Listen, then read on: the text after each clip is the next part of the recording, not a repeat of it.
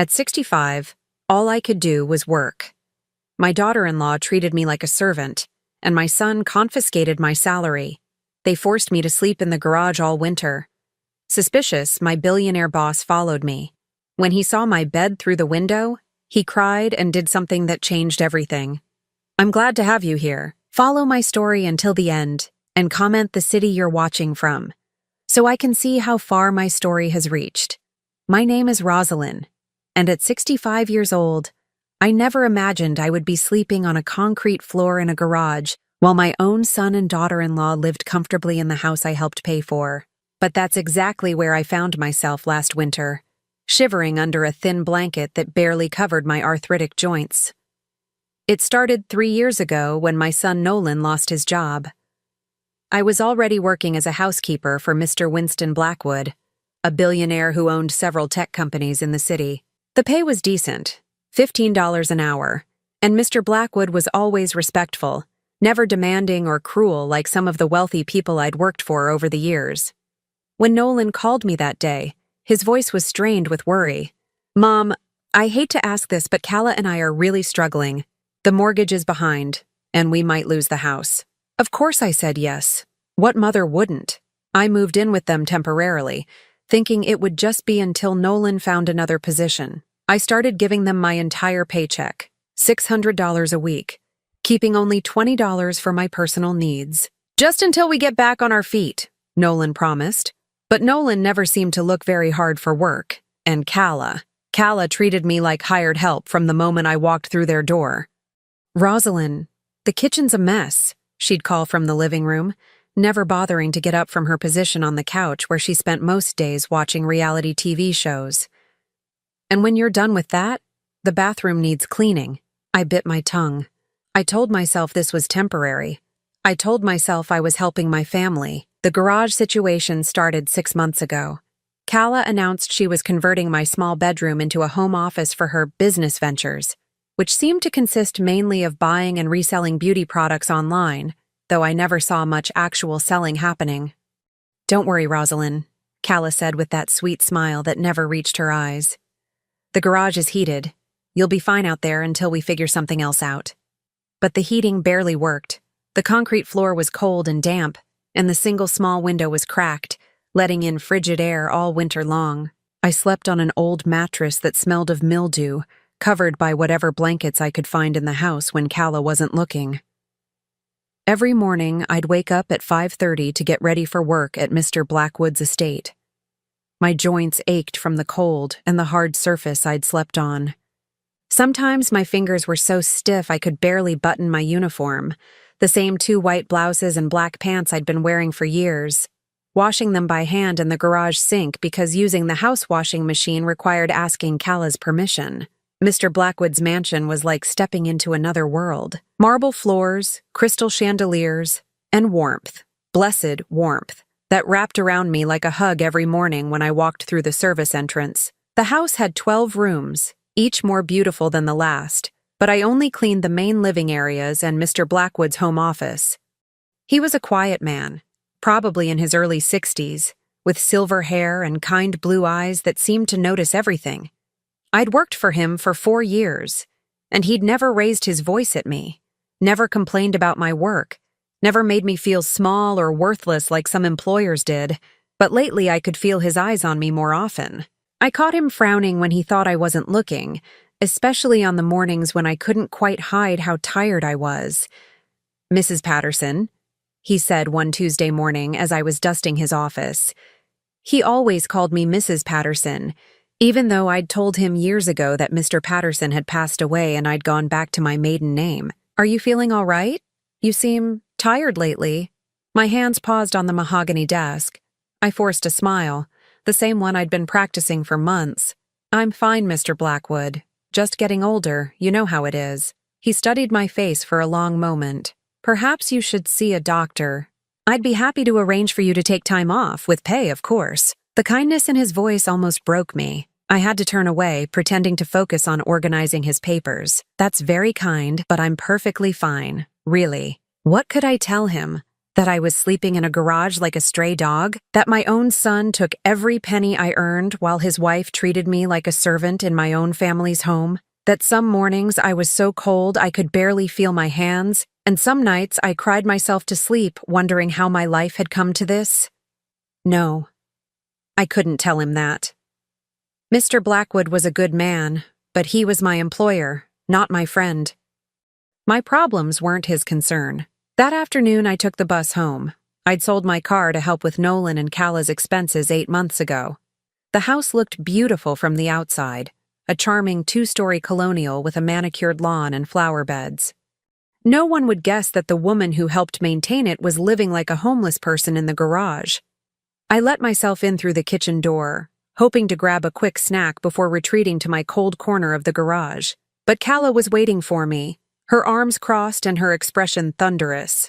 "Where's this week's money?" she demanded without even a greeting. I pulled the envelope from my purse, $600 in cash, just like every week. Calla snatched it from my hands and counted it twice, as if I might have stolen from my own contribution. "This is all of it?" she asked suspiciously. "Yes, that's everything." She shoved the money into her designer handbag, the same handbag that cost more than I used to make in a month. "Good, because Nolan and I have been talking, and we think you might need to contribute more. The cost of living is going up, and frankly, having you here is expensive." I stared at her, speechless. Expensive? I bought my own food, did my own laundry, cleaned the house, and gave them every cent I earned except for $20 a week for bus fare and basic necessities. "I don't understand," I said quietly. "How could I contribute more? I already give you my entire paycheck." Calla rolled her eyes. "Maybe you could ask your boss for a raise, or get a second job. You're only working for him 5 days a week. What do you do with your weekends?" What did I do with my weekends? I spent them recovering from the week, trying to warm up in the local library because it was heated, washing my clothes by hand and wondering how I'd ended up in this nightmare. I'll think about it," I managed to say. "Good. Oh, and Rosalind?" Calla's voice turned sickeningly sweet. "I invited the Hendersons over for dinner tomorrow night. Make sure you stay in the garage during their visit. We don't want to have to explain why Nolan's mother is living here like some kind of charity case." Each word was a knife to my heart.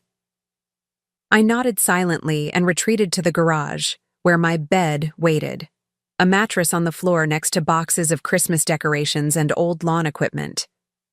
As I lay there that night, listening to the wind whistle through the cracked window, I wondered how I'd become so invisible in my own son's life. When had I stopped being his mother and become just another bill to pay, another problem to manage? But even as these thoughts tormented me, I held on to one small comfort. Tomorrow, I would go back to Mr. Blackwood's house, where I was treated with dignity and respect, where no one looked at me like I was a burden. I had no idea that tomorrow would be the day everything started to change. The illness started small, just a persistent cough that I attributed to the damp garage and the approaching winter. But by the 3rd week of November, I could barely get through a morning without stopping to catch my breath, and my chest felt heavy, like someone was sitting on it. I was dusting Mr. Blackwood's living room when the coughing fit hit me. It was violent and sudden, doubling me over as I gasped for air. When it finally subsided, I noticed tiny drops of blood on the white cloth in my hand. "Mrs. Patterson?" Mr. Blackwood's voice came from behind me, filled with alarm. I hadn't heard him enter the room. "Good God, are you all right?" I quickly folded the cloth, hiding the blood, and forced another one of those practiced smiles. "Just a little cough, Mr. Blackwood. Nothing serious." But his expression told me he wasn't buying it. His blue eyes were filled with concern as he studied my face, probably noticing what I'd been trying to hide, the dark circles under my eyes, the way my clothes hung looser on my frame each week, the tremor in my hands that came from exhaustion and cold. "Mrs. Patterson, I think you should see a doctor immediately. I'll call my personal physician right now." "No!" The word came out sharper than I intended. I softened my tone quickly. "No, thank you, Mr. Blackwood. I appreciate your concern, but I can't afford to take time off work right now. My family, they're counting on me." His frown deepened. "Mrs. Patterson, your health is more important than work. I'll pay for any time you need to take off, and I'll cover all medical expenses." The kindness in his offer almost broke me completely. I had to turn away, busying myself with dusting the same spot over and over again. That's very generous, but I really can't. Please, I just need to finish my work. That evening, I made the mistake of mentioning to Calla that I wasn't feeling well, hoping she might show even a tiny bit of concern, or suggest I rest for a day. Instead, she looked up from her phone with annoyance. Well, you better not be thinking about calling in sick to work. We're already behind on the electric bill, and I'm not covering for you if you decide to be lazy. I'm not being lazy, I said quietly. I think I might have bronchitis or something worse. I've been coughing up blood. Calla's expression didn't change. That's probably just from all the dust at that rich guy's house. Take some cough medicine and stop being dramatic. That night, as I lay shivering on my mattress in the garage, the cough got worse. Each fit left me breathless and dizzy, and the metallic taste in my mouth told me the blood wasn't going away. But I couldn't afford to miss work. Literally couldn't afford it. If I didn't bring home that $600 next Friday, Calla would make my life even more miserable than it already was. The next morning, I could barely stand up. My legs felt weak, and the room spun when I tried to get dressed. But I forced myself to get ready, taking twice as long as usual to button my blouse with shaking fingers. At Mr. Blackwood's house, I tried to work quietly, hoping he wouldn't notice how often I had to stop and rest. But halfway through cleaning his office, another coughing fit hit me. This time, I couldn't hide the blood. Mr. Blackwood appeared in the doorway just as I was trying to clean the spots from his expensive carpet. "That's enough," he said firmly. "I'm taking you to the hospital right now." "Mr. Blackwood, please, I can't afford—" "I don't care what you can afford. You're clearly very sick, and I won't have you collapsing in my home because I was too concerned about propriety to insist you get medical attention." He was already reaching for his phone, probably to call his driver. Panic flooded through me. If I went to the hospital, if I missed work, Calla would be furious. She might even kick me out completely, and then where would I go?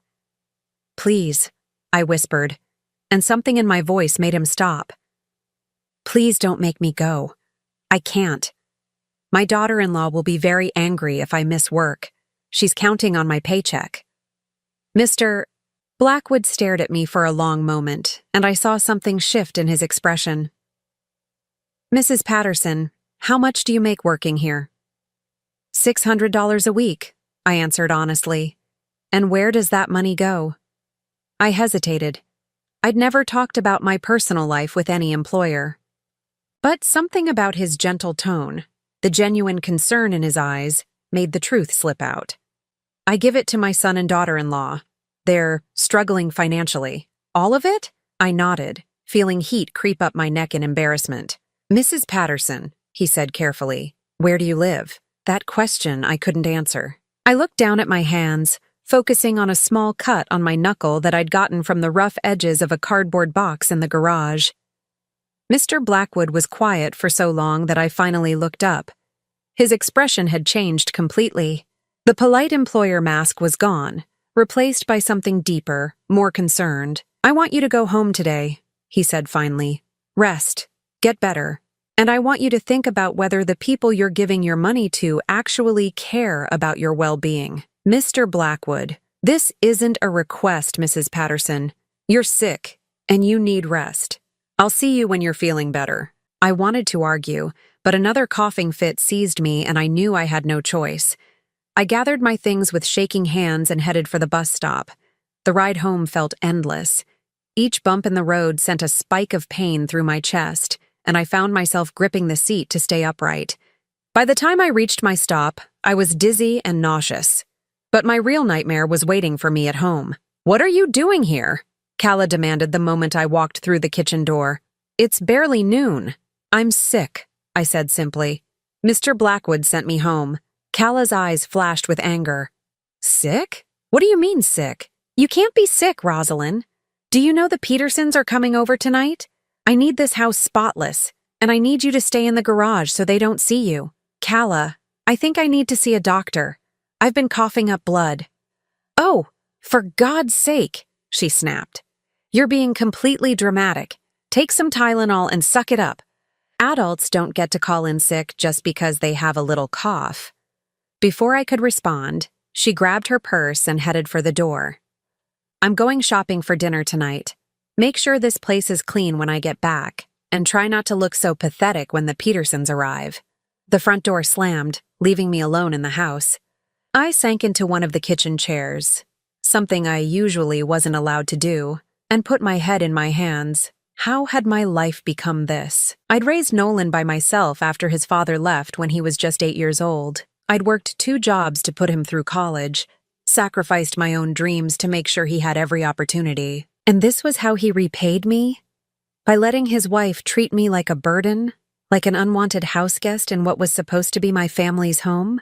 That night, as I listened to Calla laughing with the Petersons through the thin garage walls, talking about her successful online business and their wonderful life together, I realized something had broken inside me, not just physically, though the cough was getting worse, but emotionally.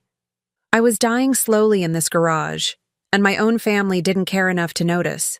What I didn't know was that someone else was starting to notice, someone who had the power to change everything. But first, I had to survive long enough for that change to come. I didn't return to work for 3 days. By the 3rd morning, the cough had developed into something that felt like drowning from the inside out. Every breath was a struggle, and the blood I was coughing up had gotten darker, more frequent. I knew I needed medical attention, but every time I mentioned it to Calla, she dismissed me with increasing irritation. "You're being ridiculous, Rosalind," she said that Wednesday morning as I sat at the kitchen table, too weak to stand for more than a few minutes at a time. "People don't just start dying from a little cough. You're probably just trying to get out of work so you can be lazy." I stared at her in disbelief. "Calla, I can barely breathe. I think I might have pneumonia." She rolled her eyes and continued scrolling through her phone. "Well, if you're so sick, maybe you should move back to your own place so you don't infect the rest of us." The cruelty in her voice shouldn't have surprised me anymore, but it did. "This is supposed to be temporary," I whispered. "You said I could stay until Nolan found a job, yeah. Well, maybe if you weren't such a drain on our resources, we could afford for him to be more selective about his opportunities." I wanted to point out that Nolan spent most of his days playing video games or meeting friends for lunch at restaurants I couldn't afford, but I didn't have the energy to fight. Instead, I retreated to the garage, where the December cold had made my makeshift bedroom feel like a freezer. What I didn't know was that Mr. Blackwood had been trying to reach me. He'd called the house phone twice, but Calla had told him I was out running errands and would call him back. She never gave me the messages. On Thursday evening, something changed in Mr. Blackwood's demeanor. Later, I would learn that he'd grown increasingly worried about my absence and had decided to take matters into his own hands. I was lying on my mattress in the garage, wrapped in every piece of fabric I could find, when I heard a car pull into our driveway. Through the cracked window, I could see headlights, but they weren't Calla's bright pink car or Nolan's beat-up sedan. This was something expensive, sleek. My heart stopped when I recognized the black Mercedes. Mr. Blackwood. Panic flooded through me. What was he doing here? Had something happened at work? Was he angry that I'd missed so many days? I tried to sit up, but the movement triggered another violent coughing fit that left me gasping and spitting blood into the old towel I'd been using. I heard the car door slam, then footsteps on the gravel driveway. The sound grew fainter as he walked toward the front door of the house. I held my breath, straining to hear what was happening. The doorbell rang, and I heard Calla's muffled voice through the garage wall. She was probably charming him, putting on her sweet act like she did with all the neighbors and visitors. I couldn't make out the words, but I could hear the tone, light, friendly, completely different from the voice she used with me. Then I heard something that made my blood run cold. Calla's laugh, followed by, "Oh, she's not here right now. Family emergency, you know how it is. She'll probably be gone for another week or so." She was lying. She was telling Mr. Blackwood that I wasn't here, that I was away dealing with some made-up emergency. Why would she do that? I heard the front door close, and I thought Mr. Blackwood had left. But then something unexpected happened. The car engine didn't start. Instead, I heard footsteps again, but they seemed to be moving around the house rather than back to the car. Through my cracked window, I caught a glimpse of a figure walking slowly along the side of the house, staying in the shadows. My heart pounded as I realized what was happening. Mr. Blackwood wasn't leaving. He was investigating. I tried to make myself smaller on the mattress, pulling the thin blanket over my head. What if he found me here? What would he think? How could I possibly explain that I was living like this while working for him every day, pretending everything was fine? The footsteps stopped right outside the garage. I held my breath, praying he would move on. But then I heard something that nearly stopped my heart. A sharp intake of breath, almost like a gasp. Through the crack in the window, Mr. Blackwood was looking directly at me. I couldn't see his face clearly in the darkness, but I could see his silhouette frozen in place. He was seeing everything. The mattress on the concrete floor, the pile of blankets that served as my only warmth, the cardboard boxes I used as makeshift furniture, the bucket in the corner that served as my bathroom when the house was locked at night. For what felt like an eternity, neither of us moved. I was paralyzed with shame, and he seemed paralyzed with shock. Then I heard something that broke my heart completely, a sound that was unmistakably crying. Mr. Blackwood, this powerful, successful man who commanded respect in boardrooms and owned companies worth millions, was crying as he looked at how I was living. His hand came up to the window, pressing against the glass as if he wanted to reach through and pull me out of there. I could see him more clearly now, and his face was wet with tears. His mouth was moving, and though I couldn't hear the words, I could read his lips. Oh my God, oh my God. I wanted to disappear, to sink through the concrete floor and never face him again. But then another coughing fit seized me, violent and desperate, and I couldn't muffle the sound. Blood splattered onto the blanket, dark and terrifying in the dim light. Mr. Blackwood stepped back from the window, and I thought he was leaving, disgusted by what he'd seen. But instead, I heard him moving around to the side door of the garage. My heart hammered as I realized he was coming inside. The door creaked open, and suddenly he was there, filling the doorway like an avenging angel. He took in the scene before him, me curled on a filthy mattress, surrounded by the detritus of my broken life, obviously ill and barely hanging on. "Mrs. Patterson," he said, and his voice was rough with emotion. "What in God's name is happening here?" I couldn't speak. I could only stare at him, mortified that he was seeing me like this. All pretense was gone now. There was no way to lie. No way to make this look like anything other than what it was. A 65-year-old woman living in conditions that wouldn't be acceptable for an animal. He stepped closer, and I could see the tears still streaming down his face. "How long have you been living like this? Please," I whispered, finding my voice at last. "Please don't fire me. I know this looks bad, but I can explain." "Fire you?" His voice cracked. "Mrs. Patterson, I'm not going to fire you. I'm going to help you. But first, I need to understand what's happening here. That woman who answered the door, she told me you were away on a family emergency." "That's my daughter-in-law, Calla," I managed to say between shallow breaths. She doesn't like visitors knowing I live here." Mr. Blackwood's expression darkened. "Live here? In the garage?" I nodded, unable to meet his eyes. "And your son? Where is he in all this?" "He's inside," I said quietly. "He lost his job 3 years ago, and they needed help with expenses.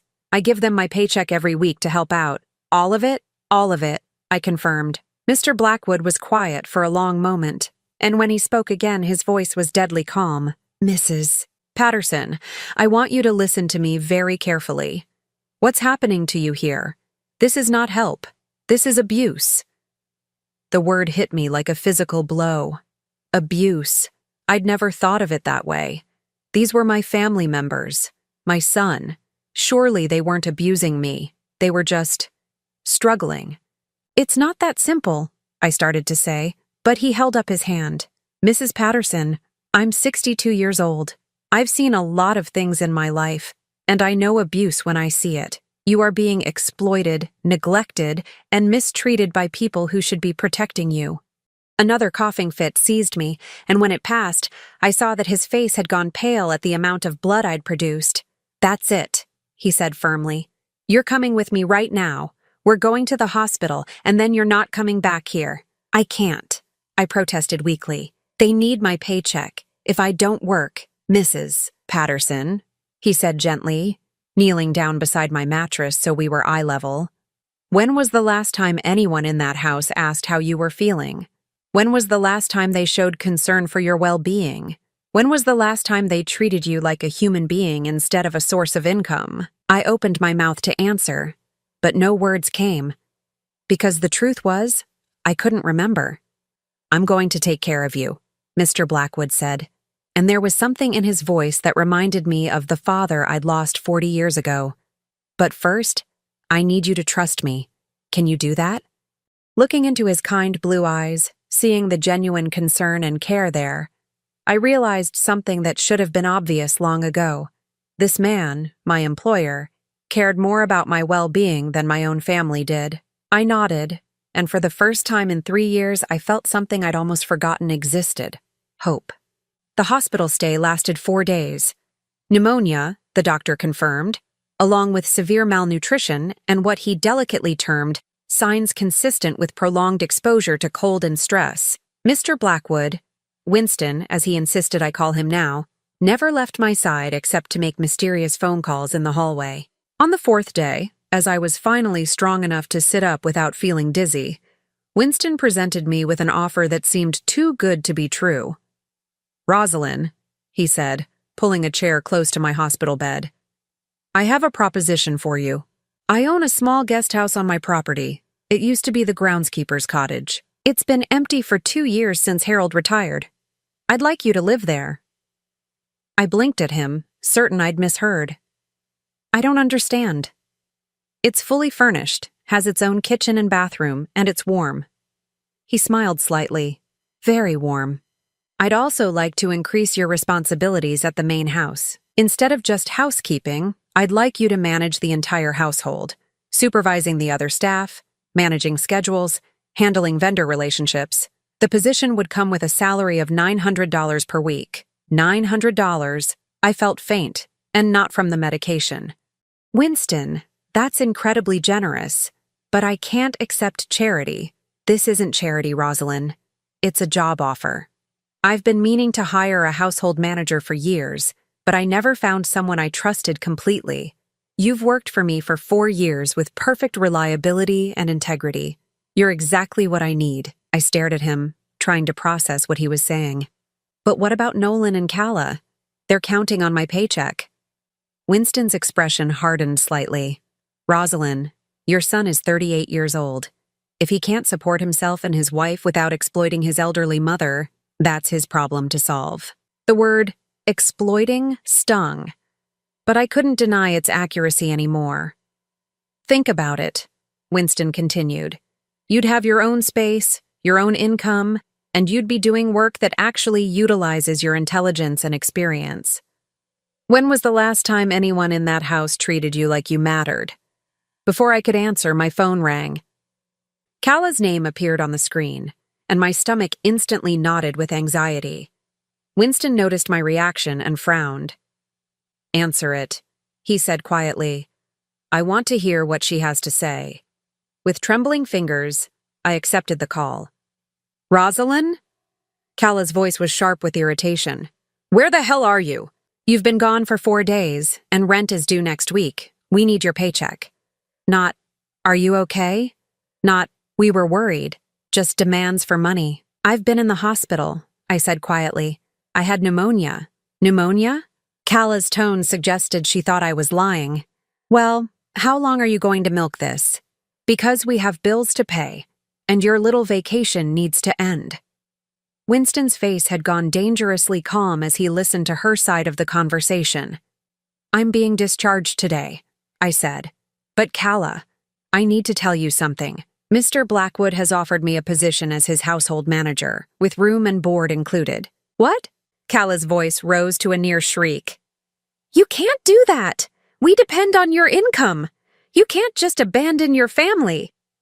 "It's not abandoning." "Yes, it is! After everything we've done for you, letting you live with us, this is how you repay us?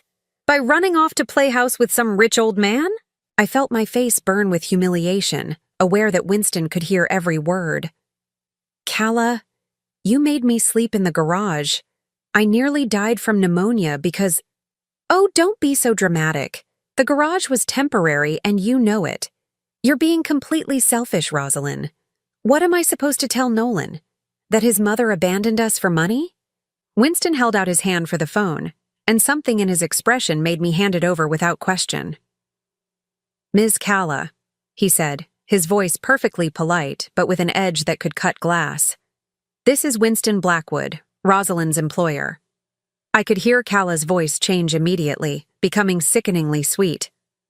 Oh, Mr. Blackwood, I'm so sorry. I didn't realize Rosalind was with you. How wonderful that you visited her in the hospital. Yes, well, it was quite educational. You see, I had no idea that my employee was living in a garage, suffering from severe illness, while her family collected her entire paycheck. Silence from Calla's end. I've offered Rosalind a position as my household manager, Winston continued smoothly. The job comes with accommodation and a significant salary increase. I'm sure, as her loving family, you'll be happy to know she'll finally be living in conditions suitable for a human being. Now wait just a minute. Calla's voice had turned ugly again. Rosalind has responsibilities to this family. We took her in when she had nowhere else to go. You took her in and made her sleep in an unheated garage while taking her entire paycheck, Winston interrupted, his voice still calm but deadly. I believe the legal term for that arrangement is exploitation of an elderly person. Another silence. Rosalind is a grown woman who can make her own decisions, Winston continued. But I thought you should know that she'll no longer be available as your personal source of income. You'll need to find other arrangements. You can't do this, Calla exploded. She's our family. You can't just steal her away. I'm not stealing anyone. I'm offering employment to someone who has been shamefully mistreated by people who claim to love her. Winston's voice dropped even lower. And if you attempt to harass or intimidate Rosalind in any way, I'll be happy to discuss your treatment of her with the appropriate authorities. He ended the call and handed the phone back to me. My hands were shaking so hard I nearly dropped it. Winston, I don't know if I can do this. They're my family. No, Rosalind. Family doesn't treat you the way they've been treating you. Family doesn't make you sleep in a garage. Family doesn't take your entire paycheck while you waste away from malnutrition and illness. He was right, but the guilt was overwhelming. What if Nolan really does need the money? What if they lose the house? Winston studied my face carefully.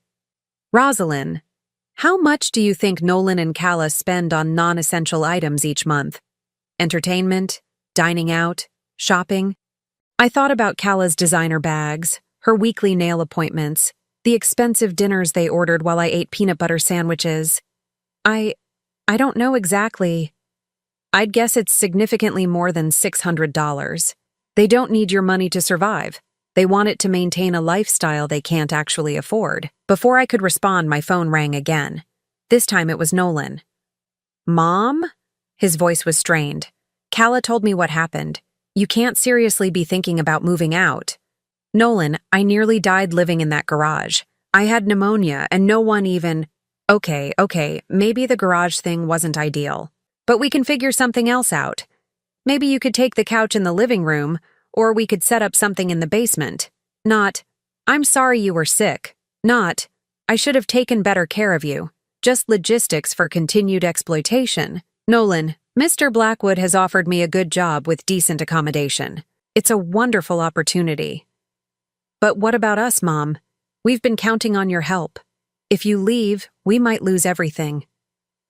The guilt hit me like a physical blow, just like it always did.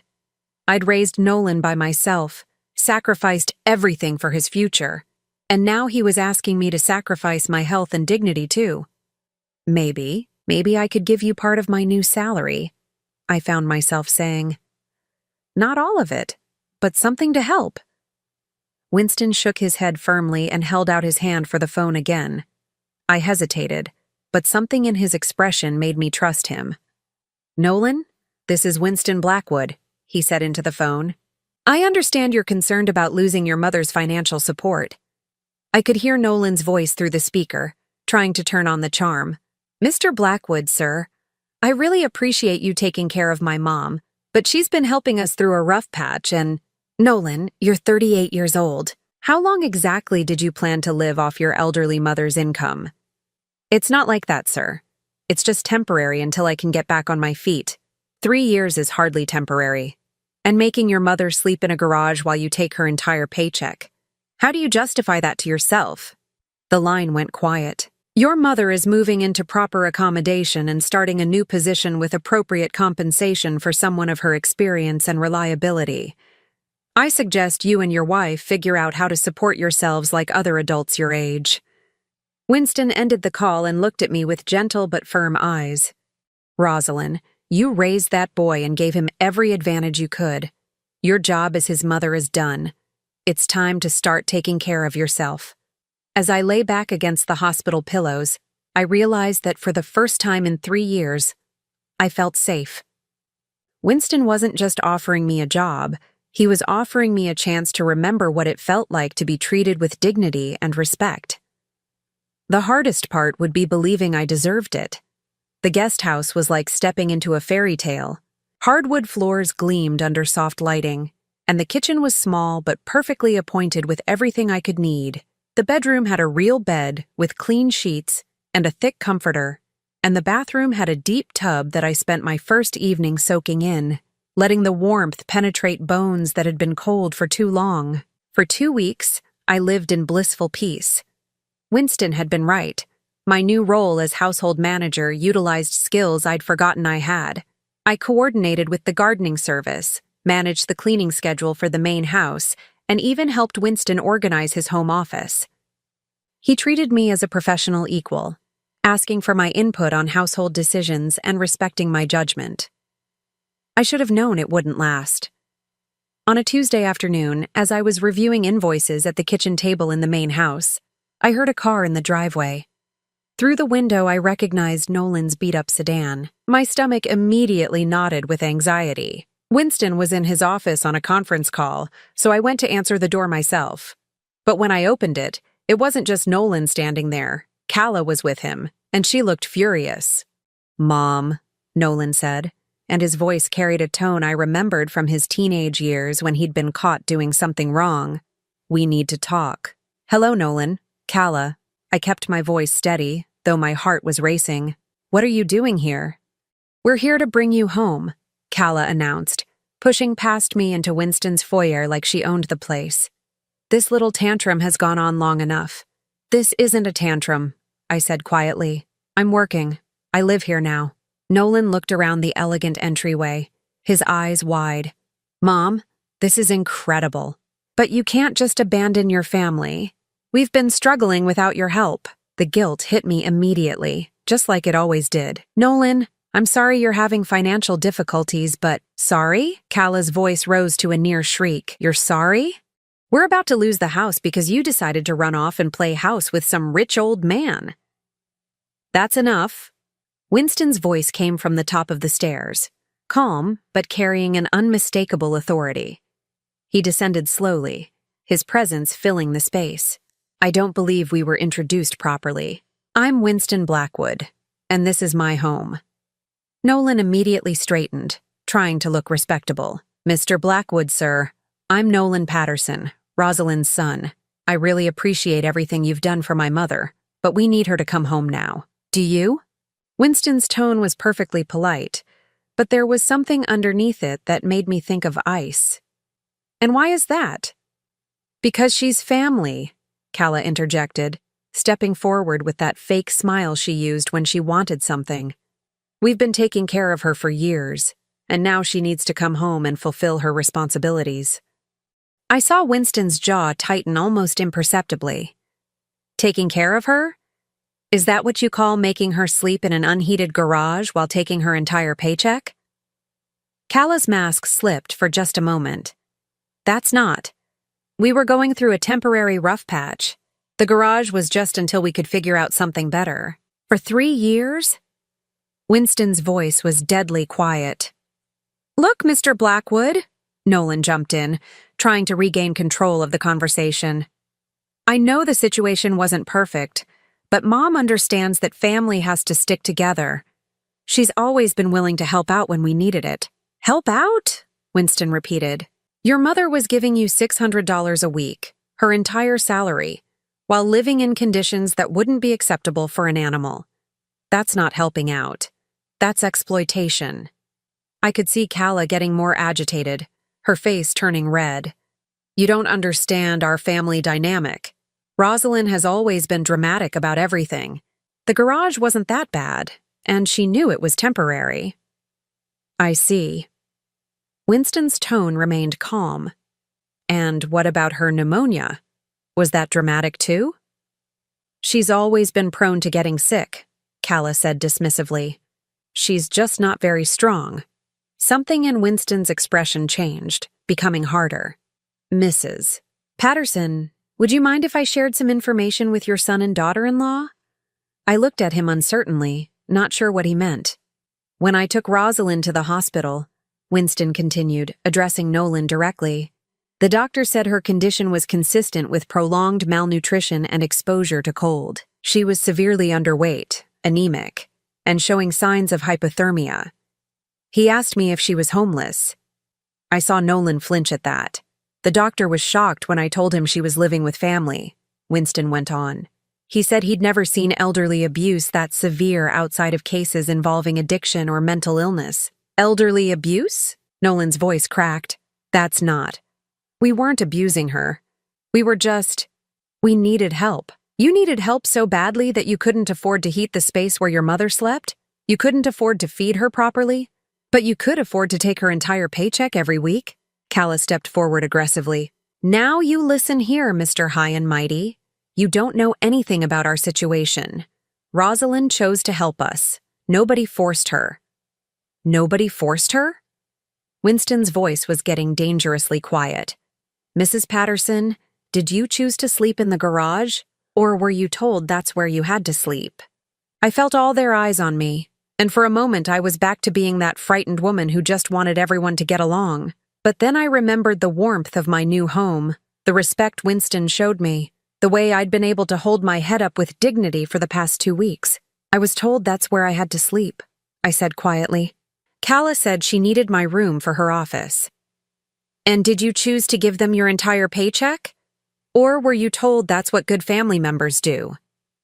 I was told it was my responsibility, I admitted. Calla's face was getting redder. Rosalind, how can you say that? We never forced you to do anything. You offered to help. I offered to help temporarily, I said, finding my voice getting stronger. You told me it would just be until Nolan found another job. That was 3 years ago. Jobs are hard to find, Nolan protested. The economy is tough, and the economy is tough for everyone, Winston interjected. But most people don't solve their financial problems by exploiting their elderly parents. We weren't exploiting her, Calla shouted. We gave her a place to live. A garage, Winston said flatly. You gave her a garage. While you and your husband lived comfortably in the house her money was helping to pay for. The room fell silent except for Calla's heavy breathing. I could see her trying to find another angle, another way to manipulate the situation. Fine, she said finally, her voice turning cold and calculating. If that's how Rosalind wants to play it, then fine. But don't come crying to us when your rich boyfriend here gets tired of you and throws you out. Don't expect us to take you back. The threat was meant to terrify me, and a month ago it would have. But now, looking at the venom in her eyes, I realized something important. I wasn't losing a loving family by standing up for myself. I was escaping people who saw me as nothing more than a source of income. I won't come back, I said quietly but firmly. Because this isn't about Mr. Blackwood. This is about me finally realizing that I deserve better than sleeping in a garage while people who claim to love me take everything I have. Nolan's face crumpled. Mom, you don't mean that. We're your family. Family doesn't treat each other this way, Nolan. Family doesn't take advantage of each other. Family doesn't let each other get sick and alone and desperate. But what about us? He pleaded. What are we supposed to do? The question that had controlled me for 3 years suddenly sounded different. What were they supposed to do? They were supposed to figure out how to support themselves like every other adult couple in the world. "You're supposed to take care of yourselves," I said. "The way I've been taking care of myself since your father left when you were 8. The way I took care of both of us for 30 years without asking anyone else to sacrifice their dignity and health." Winston stepped closer to me, a show of support that didn't go unnoticed by any of us. "I think it's time for you to leave," he said to Nolan and Calla. "Mrs. Patterson has made her position clear, and you're no longer welcome on my property." Calla's mask finally dropped completely. "You're going to regret this, Rosalind. Both of you. When people find out what kind of woman abandons her own son for money, when they find out what kind of man steals mothers away from their families, that's enough." Winston's voice cut through her threats like a blade. "You need to leave. Now." Nolan grabbed Calla's arm, probably recognizing that they'd crossed a line they couldn't come back from. "Come on, Calla. Let's go." At the door, Nolan turned back to me one more time. "Mom, I love you. This doesn't have to be permanent. When you come to your senses—" "I already have," I said softly. "I've come to my senses." As their car pulled out of the driveway, Winston gently placed a hand on my shoulder. "How do you feel?" he asked. I thought about it for a moment, expecting to feel guilty or sad or scared. Instead, I felt something I hadn't experienced in years: relief. "I feel free," I said. And for the first time in 3 years, I smiled without having to force it. 6 months later, I stood in the kitchen of my little guest house preparing dinner for 2. The evening light streamed through windows that I now kept open without fear of cold, and the house was filled with the warm scents of roast chicken and fresh herbs from the garden I'd started behind the cottage. Winston had become more than an employer. He'd become the family I'd never really had. We shared dinner twice a week, and he'd taken to asking my advice on matters far beyond household management. When his daughter called from overseas, he'd tell her about the wonderful woman who was helping him organize his life, and when business associates visited, he introduced me as his invaluable household manager, with a pride that still made me blush. The changes in my life were remarkable. My health had improved dramatically once I was eating regular, nutritious meals and sleeping in a warm, comfortable bed. I'd gained 15 pounds, healthy weight that filled out my face and made me look years younger. Winston had insisted I see his personal physician, who'd prescribed vitamins and medications that addressed the damage from years of poor nutrition and stress. More importantly, I'd rediscovered parts of myself I'd forgotten existed. I was good at managing people and organizing systems. Winston often told me that his household had never run more efficiently, and he'd given me 2 raises without my asking. I now earned $1,100 a week, more money than I'd ever made in my life, and every penny was mine to keep. I'd used some of that money to buy new clothes, not expensive designer items like Calla favored, but well-made, comfortable pieces that fit properly and made me feel dignified. I'd also purchased a small car, nothing fancy, but reliable transportation that meant I wasn't dependent on anyone else. But the most significant change was the return of my self-worth. For 3 years, I'd been told I was a burden, a drain, someone who should be grateful for whatever scraps of kindness came my way.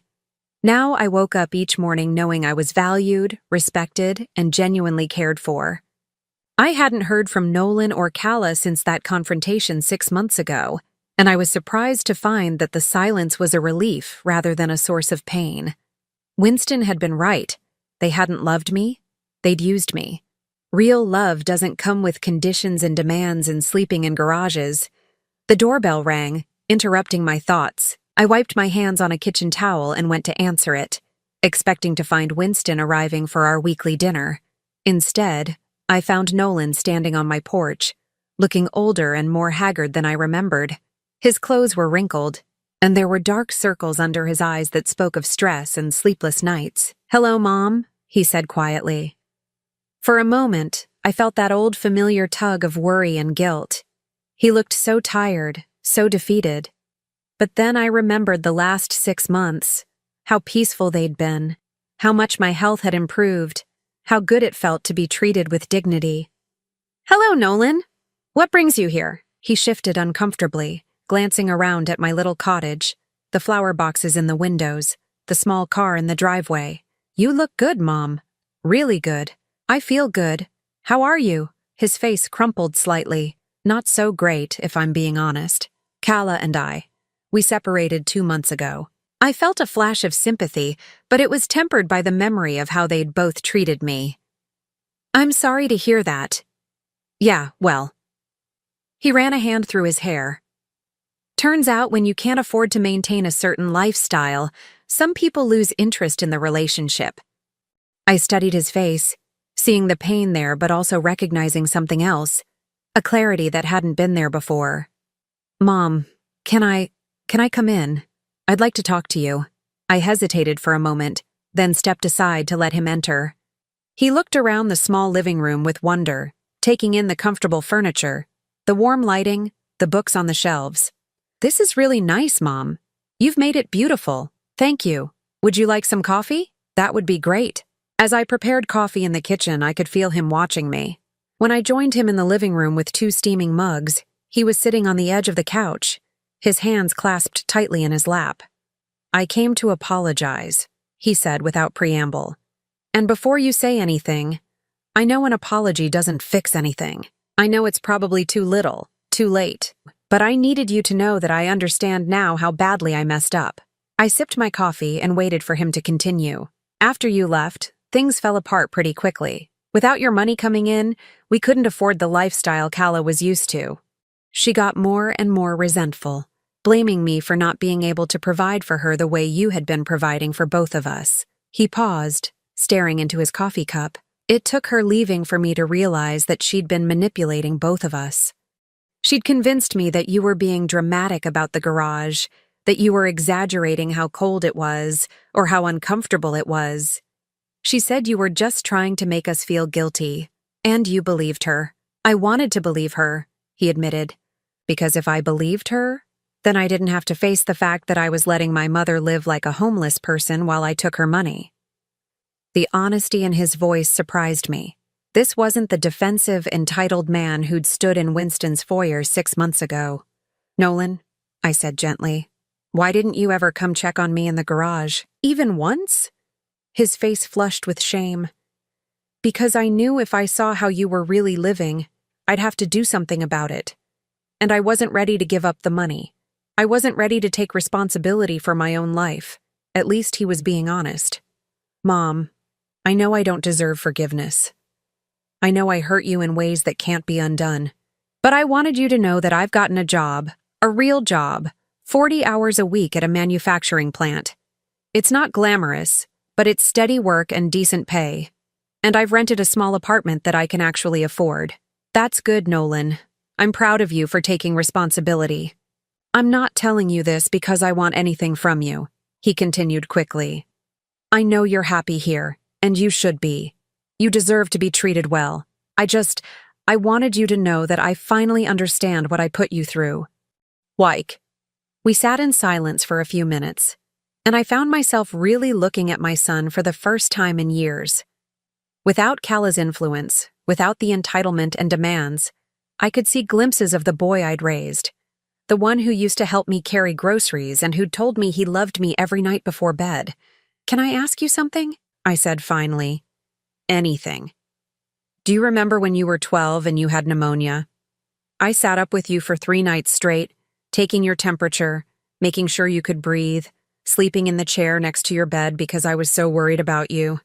Nolan's eyes filled with tears. "I remember.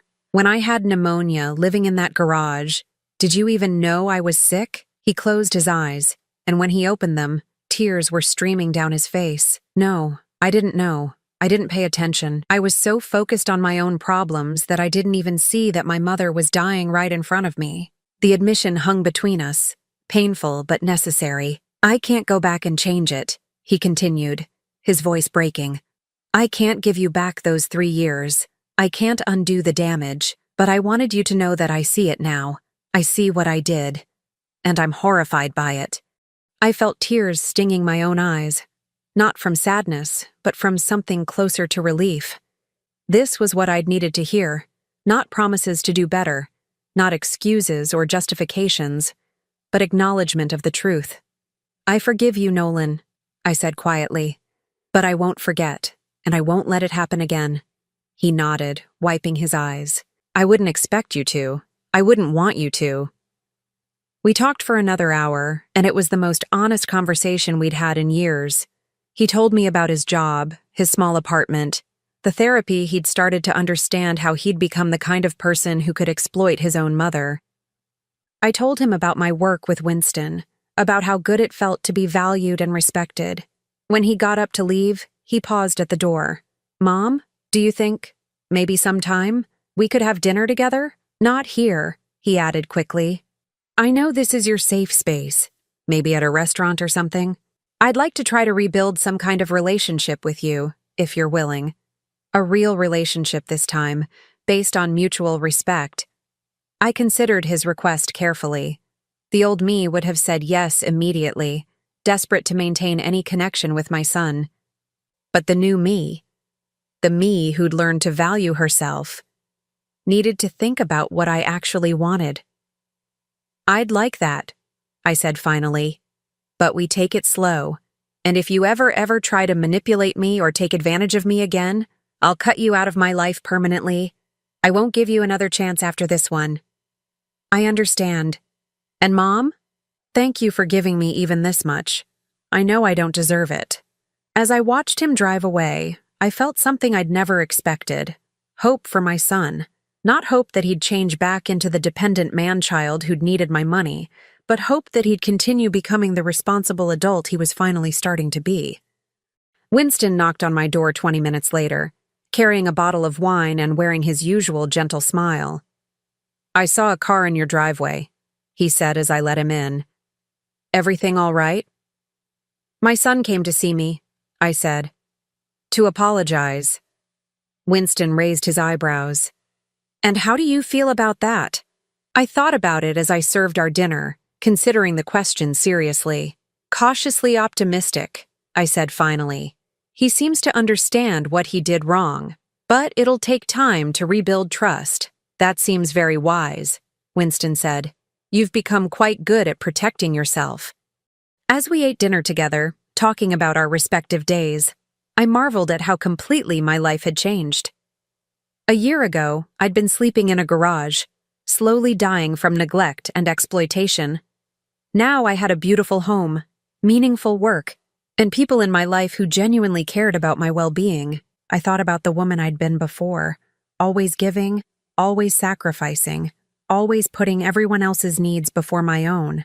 That woman had been good and kind, but she'd also been a victim. This new version of myself was still good and kind, but she was also strong. She knew her worth. She wouldn't accept less than she deserved. After Winston left that evening, I sat on my small porch, looking out over the gardens he'd encouraged me to plant. The night was warm and peaceful, filled with the sound of crickets and the distant hum of the city.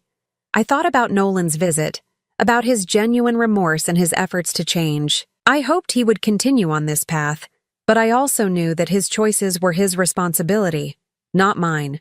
I'd done my job raising him. Now my job was taking care of myself. For the first time in my life, I was truly free. Free from the obligation to sacrifice myself for others. Free from the fear of being alone.